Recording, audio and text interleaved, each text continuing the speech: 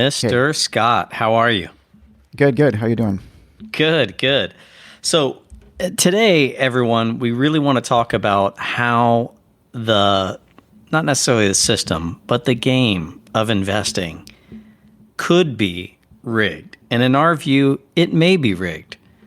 Everyone's heard about the GameStop, the AMC type of shorts going on over the last couple of weeks here.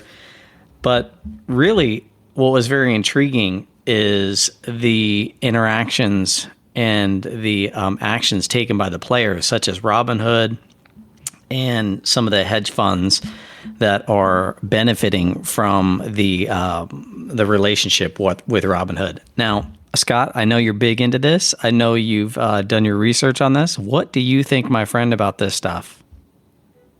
It's super interesting, and if people really knew what was going on, I think people would be pretty outraged because it's not just Robinhood. The Robinhood CEO is a former high frequency trader. Now, high frequency trading, it sounds normal enough, right? It's just trading really fast, right? But what it actually is when the exchanges switched over from people in a big room screaming at each other over to the online trading, they found new ways that they could rig the system in their favor. And one of those ways is the big hedge funds. They've got super fast connections to the computer that executes the trades. So basically what Robinhood's entire business model is, it looks like they don't make any money, right? I mean, it's commission free. Where's the money come from? Right. Isn't the whole concept of Robinhood steal from the rich and give to the poor? It's so ironic. It's dripping with irony. This guy Love it. who started it was a high frequency trader. And what these guys do is they buy order flow from retail investors who don't know any better from their brokerages. So that means that they get all the orders. Now, what they do is they see those orders. It's incredible that this is still legal somehow. Then they send their own orders in front of you. So let's say you want to buy GameStop at $50, but they intercept your order. They put in their own order to buy it. And then by the time your order gets there, the price has moved up. Then they go ahead and sell it sometimes. So they're making pennies all day long, which add up to hundreds of billions of dollars a year. It's pretty outrageous. And apparently Robinhood is one of the most egregious sellers of the order flow. It's their entire business model. The guy was in the industry before he started it. So they specifically started it not to be a brokerage for people, but to get more order flow that they could, from what they think, what they call is as dumb money. They see most retail investors as dumb money. Let them throw their orders at us. We will, trade ahead of them and make a ton of money, whatever direction the trades are going. Yeah. That's just the base situation. That's not even getting to what actually happened with this whole GameStop and the short squeezes and everything. Yeah. Right. Well, we'll get to that in a second. But I thought that, I don't think they charge commission. So I just thought that they were just being really nice to everybody. It looks sweet, right? I mean, we used to pay a lot of commission, and there is some benefit if you're investing for the long term. It doesn't affect you as much. But if you're doing short-term trades and they're getting in front of you every single time, if there's a big movement and they're getting in front of that big movement and sucking out a lot of the, gain that someone might have gotten otherwise, they're taking pennies all day long. Yeah, and they really add up. Interesting. So pennies all day long at volume is, well, we could say hundreds of millions or billions. Billions and billions. And yeah, Citadel is one of the hedge funds. So Citadel is one of the main benefactors of this order flow from Robinhood, and they happen to be an investor in Robinhood as well. Wow. And so, okay, so you see like the Robinhood's a key player in there. And Robinhood, as to my understanding, is really supposed to be like the referee in soccer. They are supposed to help you do the transaction, the person who's buying and the people who are selling, help them do the transactions and really be like a neutral player. But in this situation, it is not the case. And it seems like this isn't really necessarily about like GameStop or AMC or anything. I mean, it is because that's what kind of, is popular lately. But it's really about the way the system is set up to benefit the hedge funds who are actually shorting the system, which hurts the little players, which we'll talk about in a second. But it seems to me that they have a pretty big incentive caused bias, meaning, at first I thought, wait a minute, these hedge funds, like, how do they have enough power to, talk to Robinhood and tell them to stop the trades for little people to buy GameStop or AMC? They could still sell, which helps the short sellers and the hedge funds. But I was like, I don't really get that. But then when you and I were down the rabbit hole talking about the data being sold specifically to the hedge funds from Robinhood, then it all made sense. It's like, oh yeah, of course. Okay, if it doesn't benefit the people who are paying Robinhood the most for the data, then they're going to be in cahoots with where their incentives are. They're completely in bed with each other, and some people have said Robinhood is basically the reception desk for the hedge funds. They're like the the retail outlet. They're like the front office, and the hedge funds sucking up the orders and front running them are the back office.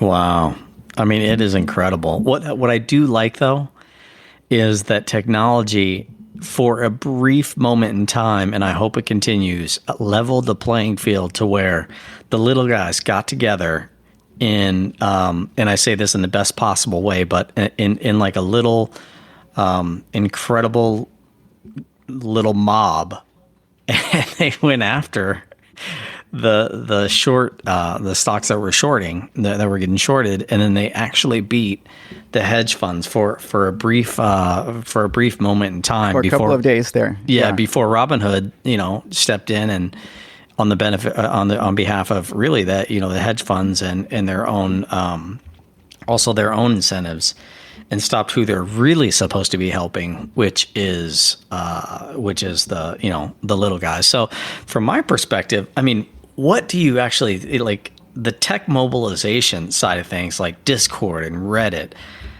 How do you what's your take on that, good or bad, and how that whole thing went down?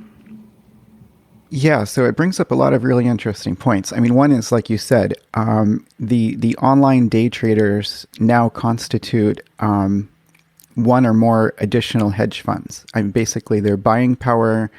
Not everyone is exactly a genius or has high level professional tools, but there's a good at least 1 or 2 or 5% of them are high level, and I would like to think some of the ideas disseminate from them to the other masses. A lot of it, as you know, is just enthusiasm based. People want to jump on the next thing, but usually when they're coming up with an idea, there was a reason behind it. There was a reason behind GameStop, and actually one of the main guys that was pushing GameStop started pushing it 2 years ago, and it was a value investing play. He really believed it could be turned around. The numbers look good to him. He bought a bunch of shares, a bunch of options, and did hours and hours of videos talking about GameStop and their financials and everything. Well, Scott, can you tell everybody who that guy actually is? That guy is Roaring Kitty, also known as Deep Fucking Value, which is a great name because it's actually really his investment style. The guy's a fanatic. If you watch his videos, which are still up on YouTube, hopefully they'll stay there. He's got a spreadsheet with he's like, oh, these are all the stocks I follow. There's 3,700 stocks here. Literally, the guy is like, wow. He is a deep fucking value investor, and he so there are some fanatics like that. It's not just a bunch of stupid enthusiast, people all wanting to pump and dump a stock. There usually is some real thought behind it, and then it builds momentum and it snowballs, and then a bunch of other people jump on too. Well, in the group, obviously, that a lot of people know out there is called Wall Street Bets, and you were actually in that chat watching it all go down, right? Yeah, yeah. I heard about the GameStop thing from a Zero Hedge article when it just started happening. When GameStop was at about 50 or 60, they published an article. It was one of the first ones, and I jumped in there to see what was going on. I also saw they were doing the same thing with AMC. So that was interesting. There were 1 million people on Wall Street Bets, and it went to 2 to 3 million. Now I think it's almost at 10 million.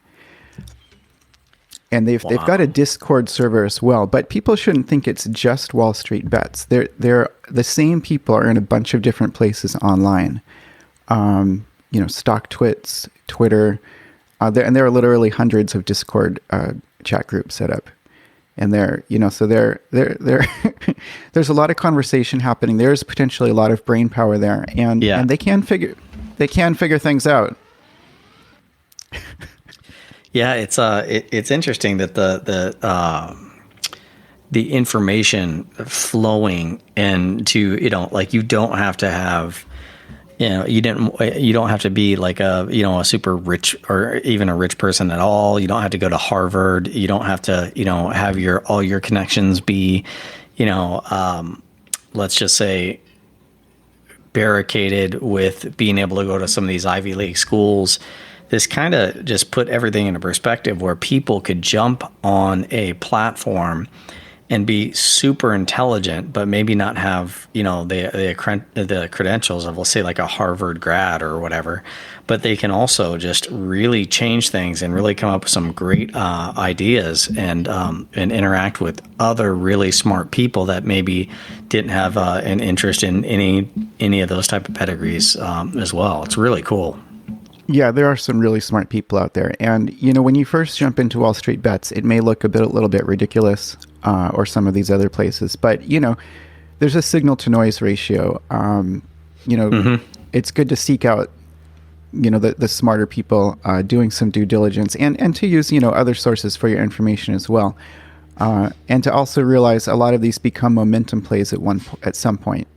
GameStop was a value play for a while, but then it became a momentum play. Everyone jumped on it. It went up to almost 500. Maybe it slightly exceeded 500. So, at some point, of course, there's a lot of talk about staying in the stock. I'm going to stay in the stock forever. Well, it's at 50 now. Are you sure you wanted to, stay in when it hit 500? Maybe you should have sold some of your shares then, Yeah. So really thinking about, when it's a momentum play, what goes up is probably going to come down fairly soon too. So just something to keep in mind. I mean, the nice thing to do, I totally agree with you. I mean, at the very least, my philosophy is always, if you get in on something like that, people are always going to also have their own incentive cost bias where they're going to sell and take profits at some point too, right? So Sure. For the good of the group, you go in and you buy, but also just at least look at your cost basis. And then if it went from $50 to $500, you at least figure out how to take your cost out of it and maybe your cost plus, 20, 30%. And then you're in it for free.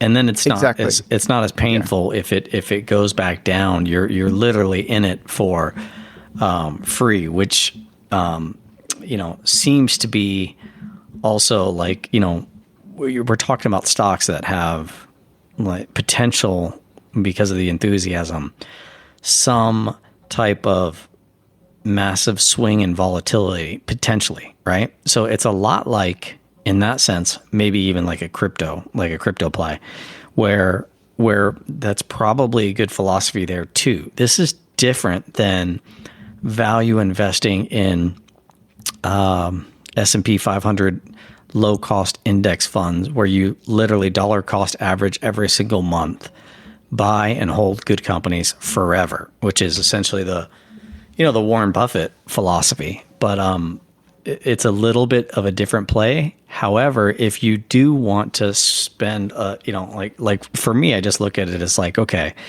if you have a percentage of your portfolio, say, 5%, 10%, maybe even 20% of whatever you're going to invest per month per year into something like this. You just have to realize what game you're in and then come up with specific principles of how you are going to interact within that game and how you're going to play it. And then because you have to take the emotion out of it. You can't. Absolutely. And it's really easy to get caught up in the emotion if you're on this Discord group and there's 50 people screaming, hold, never going to sell, Yeah, hodl.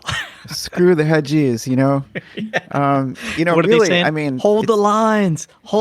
Yeah. I mean, they even, make all these memes and everything. It's it really is, it can become emotion based. And, you need to have a game plan. And like you said, you shouldn't be putting all your money into the momentum stocks, probably. I mean, if you really don't care if you lose it all, if you really, really don't care, I guess you can. And that's what some of the kids are saying. But some of these are 25-year-old kids living at home and, they just got a stimulus check and they're just going to gamble it away. I mean, if that's what you want to do, fine. But if you want to be a little more responsible, it should probably be a certain portion of your portfolio that you're more willing to, gamble with. I found that from going back to understanding the type of game you are playing and the type of game you are in. Let's just go back to the low cost index funds. What I've found is by dollar cost averaging every single month into low cost index funds that mirror the S&P 500, it literally, and you automate it, right? So you're not in there looking at stocks every single day, but you automate it. And over time, you're probably going to do pretty decent. But the biggest key to that is it takes the emotion out of it. It really takes the emotion out of it. You set it and forget it, and you just know every single month this much is going in. You're going to buy, at higher levels. You're going to sell. You're going to buy at lower levels. You're going to buy at higher levels, and then. This is my own personal take on it, is when you see the dips that happened this last, March, where the market goes down 35%. At that point, it doesn't mean that the stocks and the companies aren't valuable anymore. It just means now that everybody's running, it may be time to buy. This is the time to, instead of dollar cost average, maybe put more money in because you're buying at a discount if you're looking at this thing for, from a long-term perspective. And when I say long-term, I don't mean 6 months. I mean 10, 20, 30, 40 years. Yeah. And that's just something, especially in today's youth, you remember when you were in your, the early days, just getting out of school and you just thought that you had 100 years and your life was never going to end. Right. And what we know now is that it goes fast and you want to be prepared. And the better you prepare yourself in your 20s and early 30s to create, if you will, a safety net, right?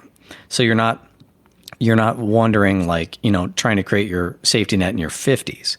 You're saying, okay, even though I'm going to take risky, let's just say if you have a job, great. If you're going to be an entrepreneur, great. But if you're going to be an entrepreneur and things could work out or it could not, the safety net is something like the low cost index funds where you can dollar cost average in. And then even if you completely screw up your entire life for 30 years, you're still going to be okay because you have a system in place that's automated that you take the emotion completely out of it. I would say that's a good basic simple thing to put in place, and people would have certainly done pretty well with that over the last 5 or 10 years. You can also look at ETFs if you want to play around a little bit in terms of sectors or growth versus value or different strategies. That might be the next level up in terms of still being pretty safe and diversified, but giving you a little bit of choice there. Right.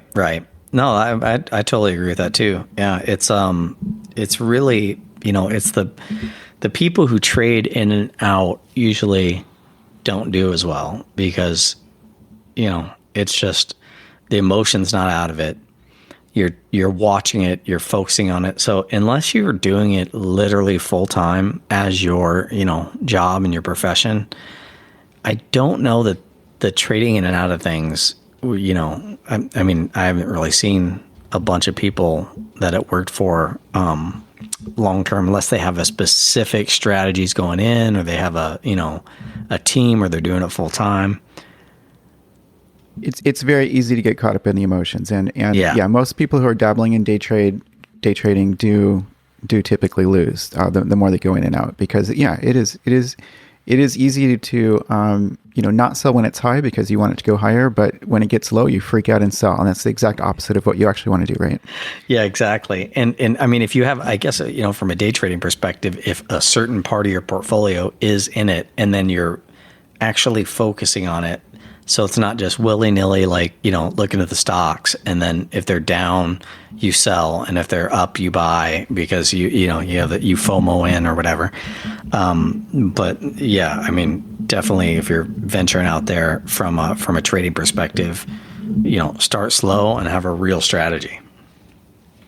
Yeah, and what I would say, if you want to get into individual stocks, one thing that I find interesting is to find companies that seem to have good fundamental value. They've got real revenues.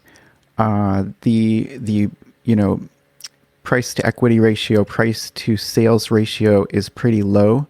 Mm-hmm. So maybe they bring in 100 million revenue, but they're only valued at 100 million, rather than Tesla, which is valued at like 1,000 times its sales. You can actually find companies that are valued at just 1 or 2x their sales. Mm-hmm. And if they're in certain hot sectors, like any kind of tech, biotech, other sectors that typically have high ratios, there are certain beaten down stocks. Mm-hmm. That's kind of like a value investing play. And if you want to take a little bit of time to search some of those out, some that you think the fundamentals might really be there, but the price is lower than it should be, could add those to your portfolio for mid or long term. Take another look at those every right. 3 or 6 months. This is another approach. It depends how much time you have, how much you want to fool with it. My father's done quite well. He doesn't want to fool with it at all. He just throws the money in there, basically in ETFs, and lets it sit there forever. And hey, yep. It's done really well, I have to say. So yeah, well, he sounds like a very smart man. Well, the other thing too is,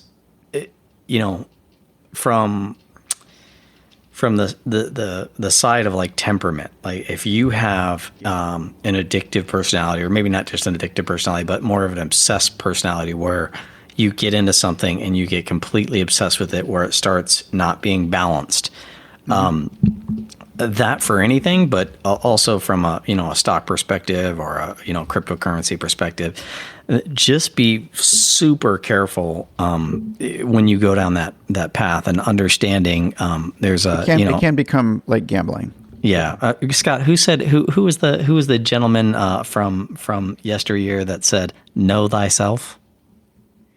Yeah, sure. Do you, maybe anyway, a couple different people. Whichever one of those philosophers, like, you really have to know that is part of your personality, and not go super ham down the rabbit hole on maybe one thing and one thing only. Yeah, definitely. And when you're telescoping us back to look at the big picture. Real estate comes to mind for me too, because if we're talking about safer, stable, long-term investments, I was talking the other day to someone about saving for retirement, and for me, the easiest way to do that is you just buy a couple of rental properties and hold onto them forever, because the leverage you get there, and again, you've kind of got your value and growth plays, like your more middle class neighborhoods versus the more elite neighborhoods. Sure. You've got those same decisions to make. But the thing with real estate is you've got quite a bit of time to make the decision, to do the analysis. And I mean, just with inflation, we see the prices just go up pretty well. So especially over time, and your loan getting paid off and everything. So that's a pretty good addition to the overall portfolio as well, as we're both well aware of. Yeah, we're both well aware of that, and something that we'd highly recommend. And I agree, it's a much slower paced environment that can build real wealth. So like, Get rich slow. yeah, get rich slow. And even if you were of the mindset of, oh, I don't want, 2 or 3 or 10. I mean, at one point I had, I don't know, 18 or so properties and a bunch of other, but single family homes and then a bunch of other stuff. And you've had a bunch yourself. So, but even if you wanted to just dial it back and say you buy a primary residence at a good price, because you win when you buy, but you buy the primary residence. Oh yeah, even your primary residence can be a fabulous investment, of course. Right, and it's good. Like, if you think about it from like if you look at Robert Kiyosaki, he's always said like anything that takes money out of your pocket is a liability. Anything that puts it in is an asset. Well, your home potentially would be in that liability sector, but if you stay in it for 2 years, and every 2 years, because you can, if you stay in your primary residence for a 2-year period of time, you can avoid capital gains up to a certain amount. So all your gains during that period of time of that 2 years are tax free, and then you can roll it into, like if it's an investment property, as you and I both know, you can roll your investment property profits into the next property, provided you buy the next property within a certain amount of time. And it's just a massive way to build wealth and create passive income. Yeah, it's a great game right now. However you want to play it. You can also change primary residences. It's basically easy. The easiest loan to get right now is as a primary residence. It's a lot lower down payment. It's a better rate. So it's the easiest way to get into real estate investing. Buy a home, live in it for a year or two.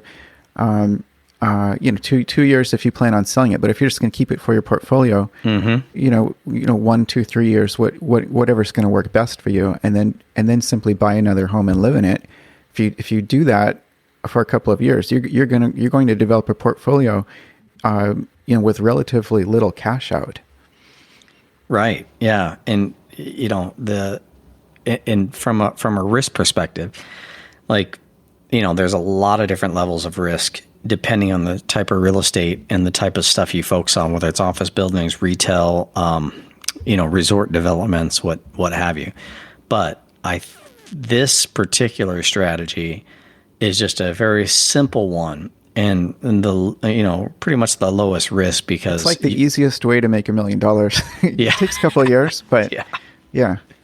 Very true. And I have a really good friend who did really well, and he's a realtor and he has a real estate team, and he that's exactly what he did. Is he bought his primary residence.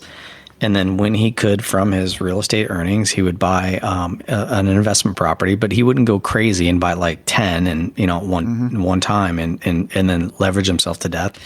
But he would put significant amounts of capital down, and eventually, as he did it more and more and more, he would just pay for the house just outright. And now he has renters in there, and he actually he moved from Las Vegas to Austin, so he is. Oh, that's a really hot market. It's a really I know it's Las hot Vegas when you move there too, but now it's just like, it's crazy. With everything going on in the world, it's a really popular place to be. And he said that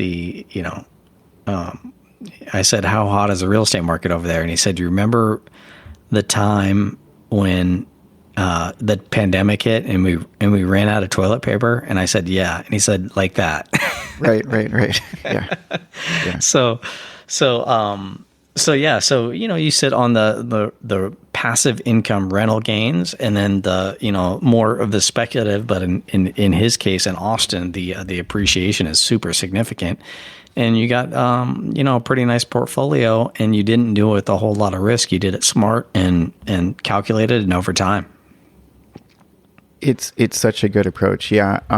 One thing I found, if you're willing to do it, a small multifamily, the loan terms are pretty much the same for anything between 1 to 4 units. Yeah. So if you're willing to live for a year or two in a 2 or 3 or 4 unit building, they can cash flow really nicely. They can cash flow nicely, and also not only the loan rates are there, but you're also treating that if you live in one of the 4 units as your quote unquote primary residence. So the exact same strategy that we talked about just before, of living in your primary residence for a 2-year period of time to be able to roll those capital gains into something that is tax free and move into the next spot, is a play there too. So now you're actually making money off of the fourplex, and it's your primary residence, so your interest rates are super low. You keep it for a period of 2 years, and then you're able to not pay the capital gains tax because it was your primary residence, and here you go, you're on your way. Yeah, it's a phenomenal play. Some people call it house hacking, because if you get a multi-unit, sometimes the cash from the other units is actually paying the entire home note, so you're literally living there for free. Yeah. Mm-hmm.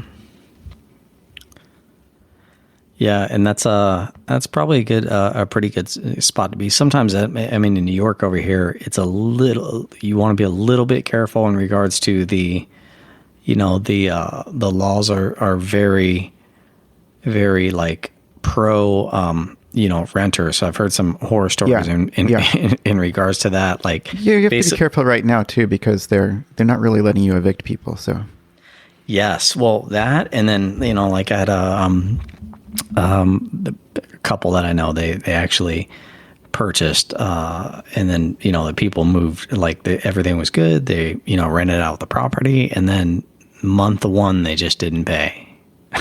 Oh wow! and then the party started. So yeah. I mean, screening is so important, and I mean that's something you learn as you get into real estate. I switched over to using property managers, which isn't that easy either. But there are so many laws to keep up with, and you've got to screen, you've got to collect the rent like clockwork, or you have to take legal steps like clockwork too. That's just what I found over several years. It's worse if you don't. It's as bad as that might sound. It's worse if you don't take care of the basics. Yeah. Man, we will have to get into a lot of this on future episodes. For everyone out there, for sure. Everyone out there, we're looking at obviously talking about investing in real estate and things that you're able to do over a period of time to build your wealth and build your portfolios. But I do have a question on that, Scott. Mm-hmm. Now, what specifically would you do, or what do you think the best way to screen like the tenants? Did you think it was better when you were doing it yourself or with the property management company? I mean, the situations that I had that turned into problems, they were generally ones where I didn't screen at all, and I just sort of knew someone or trusted someone, or like a friend of a friend. And the good old transfer of trust. Yeah. And I mean, I had one guy, he was like a friend of a friend, and, he I had just bought this home, and he kind of hung out while I was like fixing it. And he's like, oh, this is such a cool place. Maybe I could live here. And he seemed like a really nice guy. He maybe 2 or 3 hours, he helped me with some painting or something like that. Mm-hmm. And, this really cool, chill, hipster kind of guy. And he moves in, and he never pays the rent ever. But really? But he's so charming. He talks to me on the phone. I would end up feeling bad, And, every month that you let something like that go, it gets worse, because it's just it's such an uncomfortable situation for both parties. Yeah.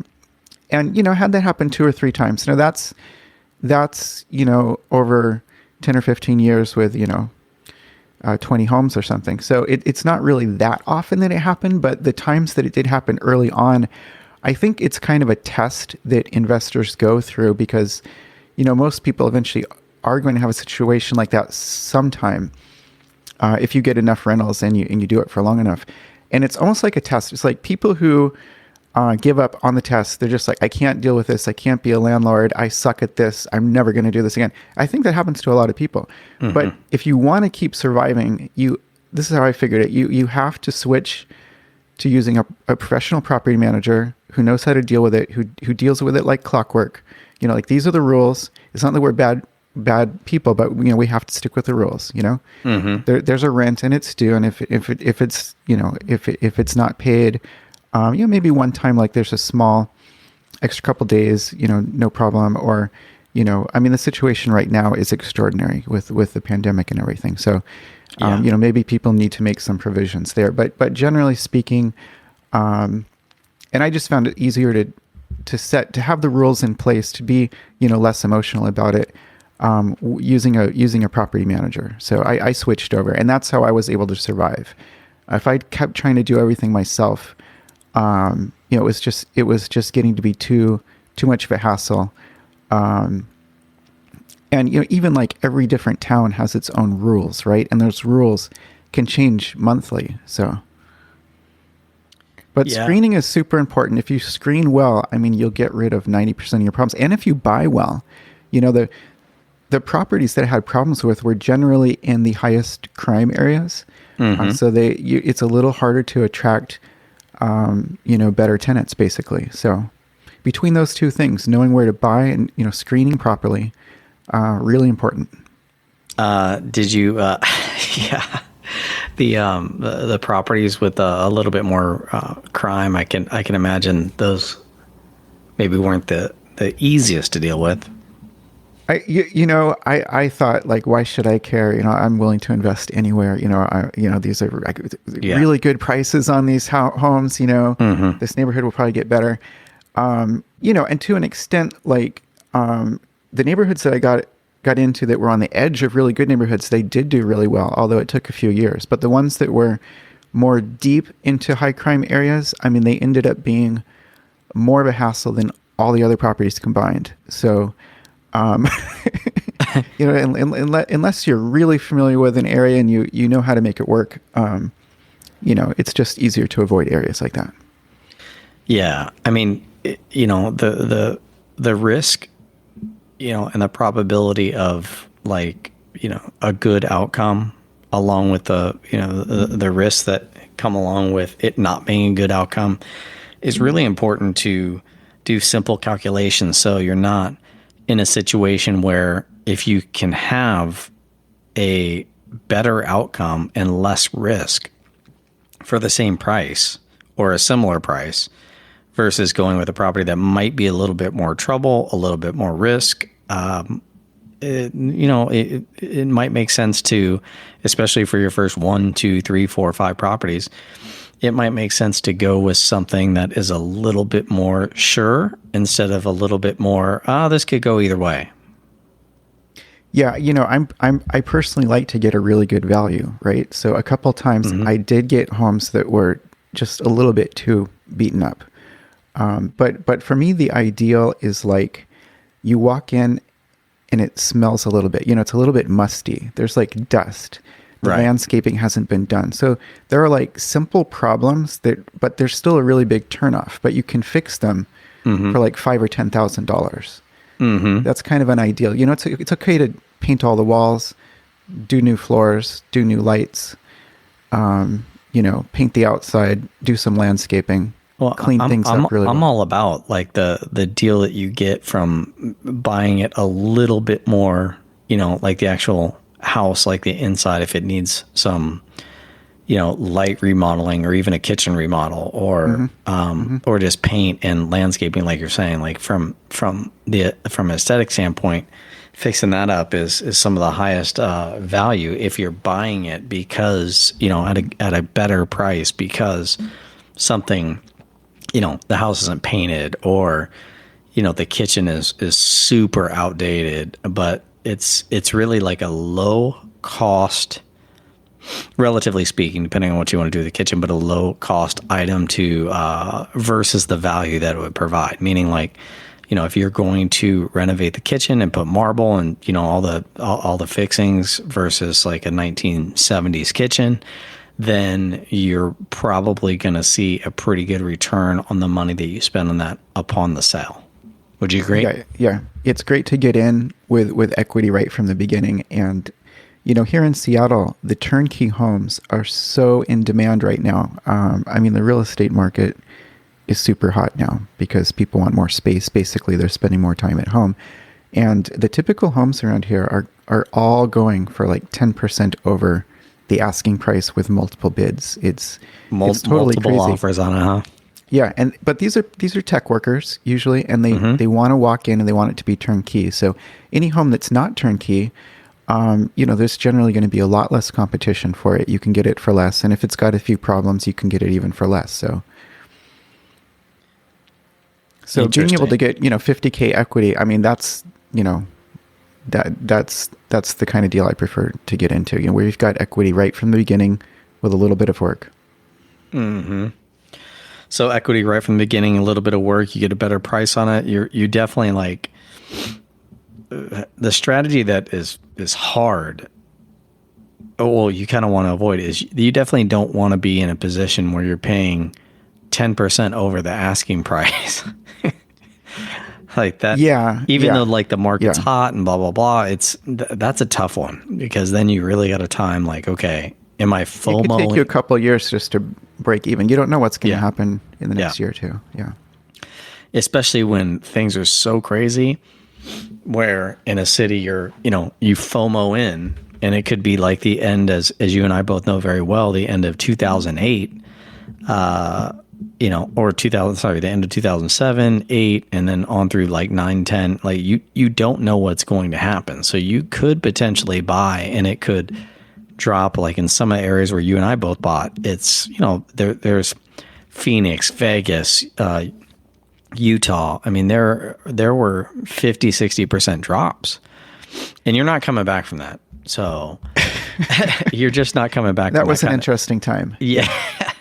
And that'll definitely be, we'll have a lot of episodes in the future on that, so we can get into that pretty good. War stories. Yeah, to help the people who haven't been through that sort of thing through what they need to go through and basically be a little anticipate what they need to some of the mistakes that they need to avoid. But you don't know. I mean, if you buy, like, say in Seattle or, in New York, it's a little bit different now, but in Seattle, if it's 10% over and, things catastrophically, some event happens and then all of a sudden it's 20%, reduction in the prices and now you're 30% down, you could be sitting on that. And I had friends around the 2008, 9, 10 era where they were sitting on, they didn't break even for 4 or 5 years. And then, well, at least they were able to hang on. Yes, and the ones I'm specifically thinking about, there's a couple I'm thinking about in my head. They basically it was their primary residence. A lot of them, so they were just going to live in it anyway.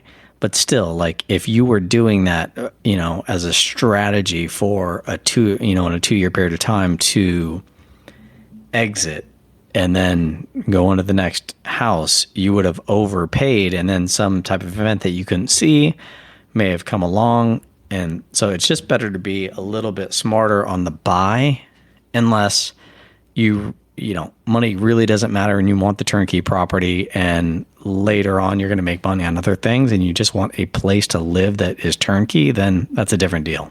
Yeah, I think as we've both seen, you want to build some resilience into your model and some risk management. And a big part of that is, getting homes that you understand the condition pretty well. You've done your inspection. You've fixed the main things. So you kind of have a sense of, what the maintenance costs might be. But then also you've got a cash flow situation that you're comfortable with. That's really important. If you've got $500 a month negative cash flow on 3 or 4 homes, that adds up after a while. And even though the appreciation might look great, how does it look if the appreciation is flat or goes down for a couple of years? Right. I mean, I always like to add, a 25% barrier in, meaning like, for just from the past mistakes that I've made. But so if you think that it's going to, whatever you think it's going to cash flow, decrease it by 25%. And still see That's what they do when you're going for a loan anyway. They're going to discount it too. Yeah, discount it. So do the same thing. So from a risk mitigation perspective, if you think it's going to sell for X in the future, reduce it by 25%. If you think that you're going to get X in rents, reduce it by 25%. Let's just say 25%, keep it simple. But and then do the numbers work. Then you kind of know, like, all right, this could be my worst case scenario.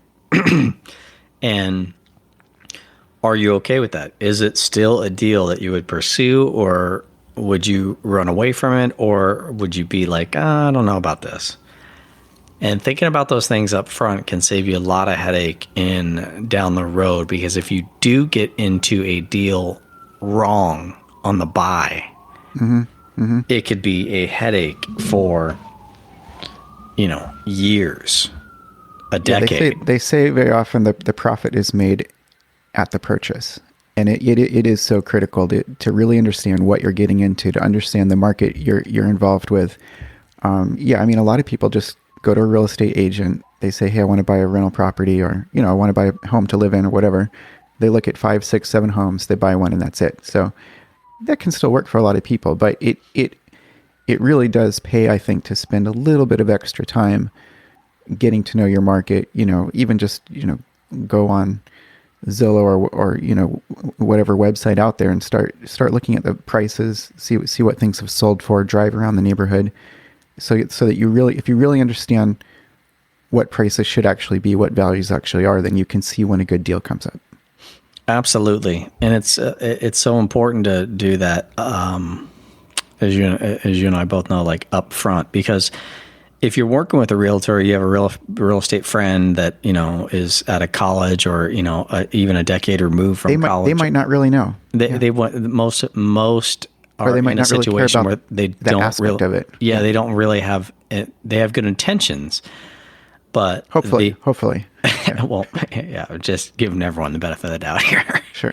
But realistically, they may not know from an investing perspective. So they don't look at it like that. Their goal is to sell a house and not spend, 7 months with you.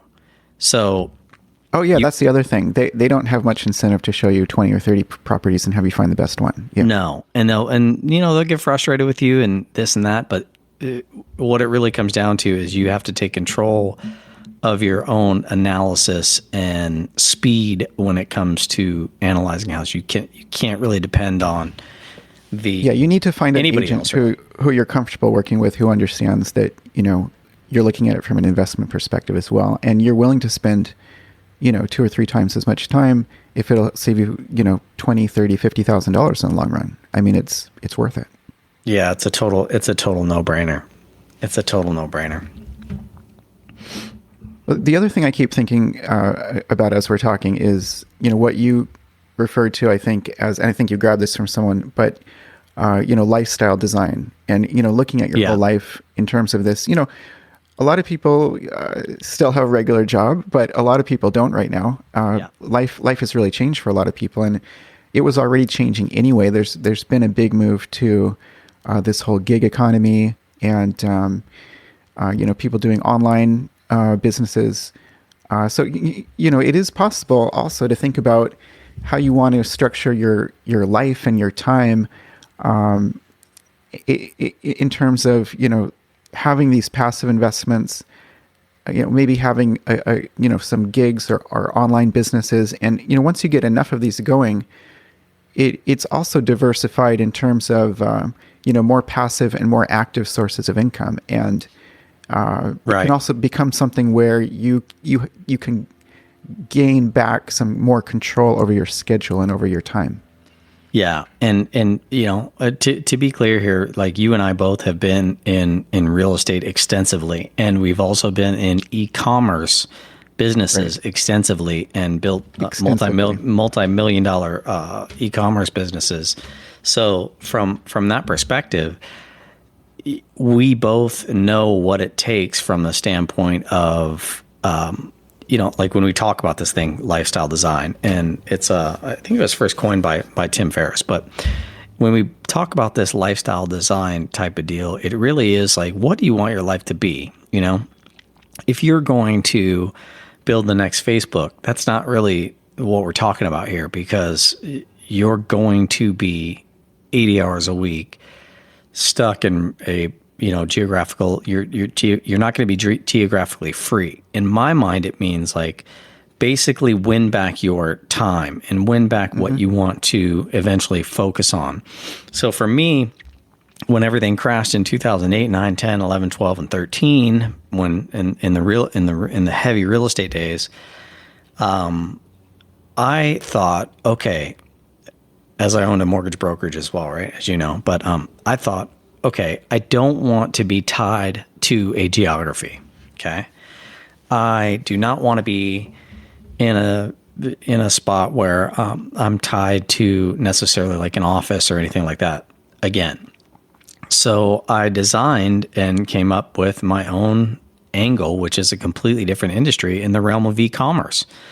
And people say, well, I remember a professor of mine, way back when said, people usually switch jobs, but they don't switch industries. And I didn't really I didn't know that was maybe not the right thing at the time, but I realized. No, you're not supposed to do it, huh? Yeah. So I realized, okay, I got out of school. I was in, pharmaceutical sales, and I realized, look, I can jump out of here and take the risk and start a mortgage company. And I did.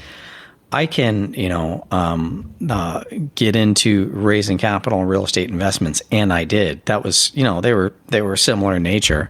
But after, the huge crash and everything, I also looked at I don't want to live that where I'm tied into an office. I'm tied into. Don't want to do that forever. Yeah, Seattle. I wanted to be geographically free, and I wanted to have flexibility with my time. As you know, Scott, I do a lot of jujitsu, and I like to be, my mornings. A lot of my mornings are jujitsu, and then I'll, start getting to the grind. But I wouldn't be able to do that if I was locked in an office somewhere, or if I, had to be in. I mean, I guess I could do that if I was in the city. But basically, the bottom line is being geographically free. Being not time restricted, and then eventually earning your spot to financial freedom. And that's the thing that, I didn't have a mentor like this growing up. That's why podcasts and YouTube and everything is so great, because you can reach out to people and work through your story in order to get, helping, other people know that there is a different path and you can do something different than maybe what you initially sought out to do. Yeah. My story is a little bit similar. I think you've thought even more about this than myself. I think I just knew in the back of my mind that there, even from high school, I didn't really see myself having a job all the time. Although I took corporate jobs, I was doing software on contract, so it tended to be anywhere from 3 or 6 months to maybe a year and a half, which worked out kind of ideally, because I always, figured out something to do right when my contract was up, and it usually involved some kind of traveling. But my last one of those gigs was like a while back. Scott, real quick, on these next episodes, we're also going to have to really get into, both of our travels on that side too, because one of the big things that you and I both like to do in regards to quote unquote lifestyle design is travel for extensive periods of time as little not, I guess, several mini vacations, but extended mini vacations. Yeah. I mean that's a great lifestyle to have, where you've got passive income coming in. You've maybe got some more active gigs that you're able to do online. You're able to travel. You're able to have a flexible schedule. It's a whole other kind of value, right? Like there's financial value, but then there are other kinds of value in life that you can accumulate as well.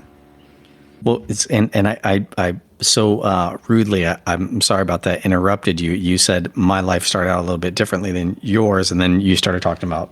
I don't think I intentionally set out to make things flexible, but it just started naturally going that way. And one of my accomplishments is depending on how you look at it, is I haven't had to have a corporate job in about, I don't know, 12 or 15 years. I could always drop back in there if I needed another sort of influx of cash. But, sure. it is, when you free up a lot of mind space where you can think of new ideas too, and it gives you more time and space to think about, how to keep structuring your life and refining, your businesses and your schedule, and kind of, continue to develop and evolve and balance all of these different aspects. If you're working somewhere, it just sucks so much of your energy and time. If you're doing that all the time, year after year, I think it's harder to make that leap to get these other things, to bring these other aspects online. Yeah, I think so too. Because eventually, at first you start out and you don't have, you're not married, you don't have a family, and you're, at the beginnings of your career. So it's not that big a deal. But as you progress, it's like you may get married, you may have a family. And then once you get to, director or VP or what have you, you start making a little bit more money. And then you have the benefits. And then it's like golden handcuffs. Yeah, yeah.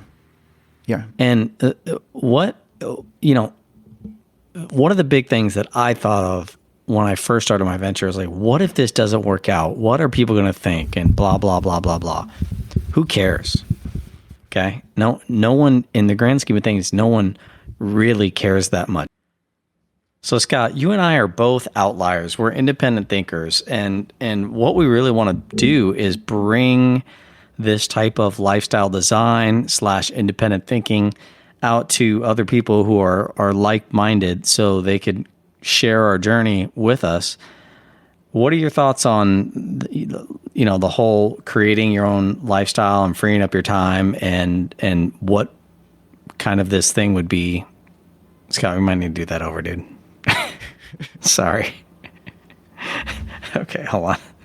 We'll cut that out. Hold on. That was fine. I thought that was fine. But anyway, go ahead.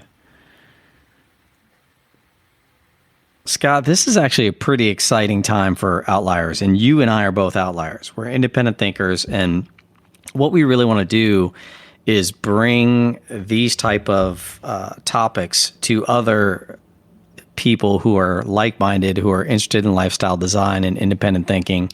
And a lot of the things that you and I will be talking about, obviously e-commerce, Facebook ads, real estate, a bunch of different things that will promote this type of freedom and lifestyle design that you and I are used to, and have pursued for quite some time. Yeah, and I think when we were pursuing it, it was a newer concept, and we were kind of, some of the groundbreakers. But it's so important now because I think there's a growing awareness that people do want to regain some control over their lives, and have this kind of work-life balance, really succeed in the world materially, but also be able to do some of the things that make life worth living, that make it more fulfilling. And then there's also a lot of people who are being forced to restructure their lives because the economy and the workplace is changing a lot. Things change very rapidly now. So it makes sense to diversify, to have a couple of different ways to make income, to have this flexibility in your life, definitely. And I think we can definitely keep exploring this. Yeah, let's definitely do it. And everybody out there, stay tuned as you're about to go on a journey with us of personal and financial growth. And we will see you next time. See you next time.